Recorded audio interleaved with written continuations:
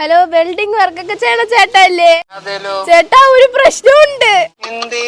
ചേട്ടാ, എന്റെ തല ഗേറ്റിന്റെ ഇടയിലായി പോയി. എന്ത് സൗണ്ട് കേട്ടാ? സൗണ്ട് കേക്കാമോ? മുറിക്കണ തല ഇപ്പൊ വെട്ടിയെടുക്കോ തോന്നുന്നു. എന്റെ തല എവിടെയാണ്? ഹലോ, അപ്പുറത്ത് ബോയ്സ് ഹോസ്റ്റലാണേ. വൈകുന്നേരം ഒരു 6 മണിയൊക്കെ ആകുമ്പോ അതിലൊരു ചെറുക്കം വരും. അതിനെ കാണാൻ ഇത്തിരി കൊള്ളാം. അപ്പൊ ഇന്ന് നോക്കിയപ്പോ ഗേറ്റിന്റെ ഇടയിലായി പോയി തല. ഇപ്പൊ ഗ്രൈൻഡ് ചെയ്ത് എടുക്കാൻ ശ്രമിച്ചോണ്ടിരിക്കുന്നു. പക്ഷെ ഇവന്മാര് തിരിച്ചു വരുന്നതിന് മുമ്പ് ഇതൊന്ന് ഊരി കൊടുക്കാൻ പറ്റുമോ? ചേട്ടാ ഇപ്പൊ എവിടെ നിക്കണേ? ഞാനിപ്പോ ഇവിടെ എറണാകുളത്തുണ്ട്. പണിയായുധങ്ങളൊക്കെ ഉണ്ടോ? ഉള്ളതിൽ മുഴുത്ത 2 ഐറ്റംസ് എടുത്തോണ്ടെങ്കിൽ വരുവോ? അങ്ങനെയാണ് വെട്ടി മാറ്റേണ്ടത്. ഇവിടെ കൈയും കാലും വെട്ടി ഇടുന്നുണ്ട് ഞാൻ. എടാ പൊന്നു മക്കളെ, നീ എങ്ങനെയെങ്കിലും ഇതൊന്ന് റിലീസ് ആക്കിക്കൊടു. ഈ കാര്യം പറഞ്ഞോണ്ടിരുന്നാലേ എന്റെ കൊച്ചവിടെ ഇറുകിച്ചാവും. ഇങ്ങനത്തെ കേസ് കെട്ടുകളൊക്കെ വരാറുണ്ടോ? ഇങ്ങനത്തെ കേസ് ആദ്യമായിട്ട് വന്നത്. ഒന്നും നോക്കണ്ട, അങ്ങനെ വെട്ടി കളഞ്ഞേക്ക്. അയ്യോ, തങ്കക്കുടം പോലെ ഇരിക്കണ എന്റെ കൊച്ച്. ആര്? നീയല്ലേ ഇവള്?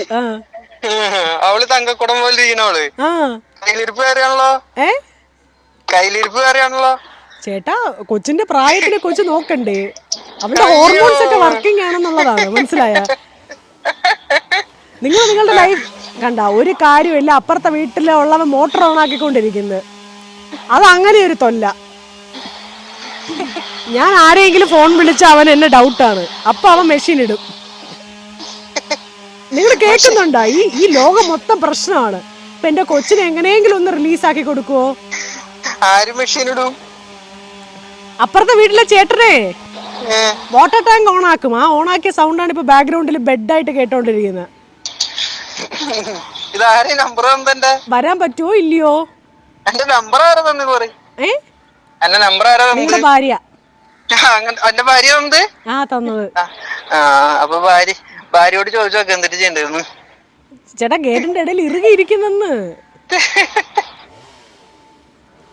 പറ്റൂലേ? നിങ്ങക്ക് പണി അറിഞ്ഞൂടെ? എനിക്ക് പണി അറിയില്ല. കാര്യം കഴിഞ്ഞിട്ട് എന്നെന്തേലും ചെയ്തൊന്ന് വെളിയിറക്കി തരുമോ? നിന്റെ വെളിയിലിറക്കി തരില്ല. ചേട്ടാ, ഇത് നിങ്ങളുടെ ഭാര്യ പറഞ്ഞിട്ട് പ്രാങ്ക് സ്റ്റാറിൽ എന്ന അഞ്ജലിയും നിരഞ്ജനയുമാണ്. ഒരു രക്ഷയില്ല. അവന്റെ ഒടുക്കത്തെ മോട്ടർ. ശരി കേട്ടോ, ഭാര്യ പറഞ്ഞിട്ട് വിളിച്ചാണേ. ഓക്കെ.